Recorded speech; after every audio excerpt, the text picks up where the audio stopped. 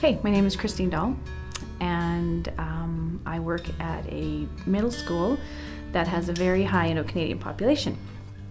And recently we were talking a lot about missional living, and so the week, actually right after we'd had our big missional living conference thingy on the weekend, and it so happened it was this weekend, and then the next week was the planning for this Vaisakhi celebration.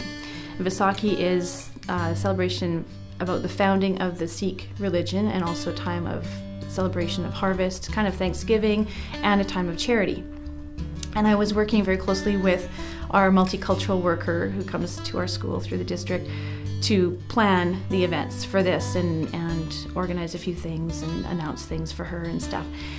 And so one day she says, okay, so-and-so is going to be organizing the food, so, talk to her and she's going to, come and talk to you about stuff. And I said, oh, I says, really? I says, well, maybe I'll go and help at the Sikh temple when they're making it. And she was, really? I was like, sure, sounds like fun. Okay. And I don't think she believed me exactly that I would do it. But I've gotten to know her pretty good, and we've had some really good conversations. And so that's sort of a growing relationship, which I really appreciate. And then the lady, the mom was doing the food, came in and she was telling me like, oh, if anybody asks, we're going to be at the Sikh temple at this time and blah, blah, blah. And I said to her, I says, I think I might show up and help. She, really? You won't know what to do. I said, give me a job. It's not like I've never cooked before. It's just cooking. So she's like, well, there'll be lots of people there. And I was like, well, I know, but I wouldn't mind helping out, just, being part of it. Because I don't know what it was. I think it was just this thing that just popped out saying, you should do this. Just do this. Just be part of it. And so I took advantage of the opportunity, and when I did show up, brought my head covering with me, because that's very important to their faith, that you cover your head when you walk into the temple. And right away was connected with somebody I didn't know, but I thought, I'm just going to walk in and be confident about what I need and where I need to go and who I need to see. And then I'll probably, get there. And I had been in Sikh temple before, so I kind of knew a bit of the drill. I hadn't been in this particular Sikh temple before, but so I walked in, put my bandana on my head, some bright red bandana. Everyone else is wearing kind of muted colors, but whatever. Found the lady I was looking for, and she was shocked that I was there, which was kind of neat.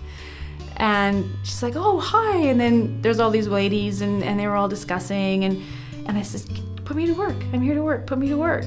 Oh, she says, well, this has to happen. This has to get put in the cooler,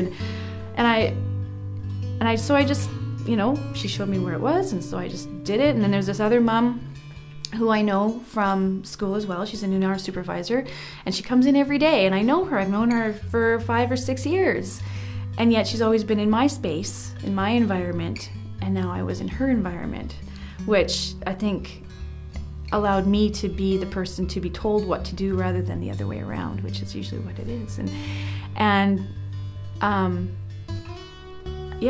I felt welcomed by everybody. Old people and the young people were all very welcoming.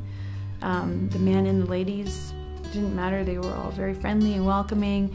And I didn't want to be in the way. I didn't want to do anything that was rude. So I asked, can I take a picture? Is it okay if we take pictures? Oh yeah, it's fine if you take pictures. And, so anyways, I would have to say that the experience probably blessed me more than it blessed them.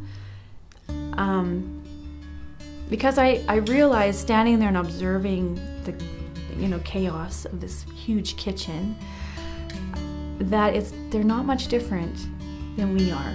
When we're putting on a meal or something like that, there's chaos in our kitchen. People are doing this and doing that, and busy with this and busy with that, and getting along and talking it out, and working at this project together. And that's what they're doing there.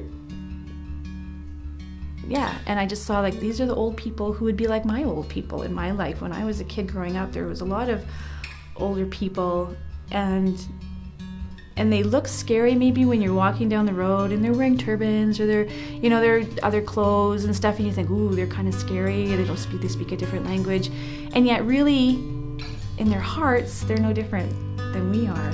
And it's when you get into their space and you connect with each other on a different level and you're accepting them where they are, they can accept you where you are. And I think that's sort of the essence of the missional living is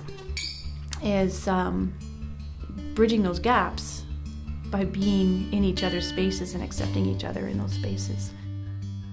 One of the important things about missional living is to be where you are and take the opportunities that present themselves, and you can pray, like, God, give me opportunities, and then keep your eyes open for them, and then when they're there, have the courage to grab them and move forward with them and make that a way of life. And you don't have to go looking for them necessarily, because I think that they're always before us.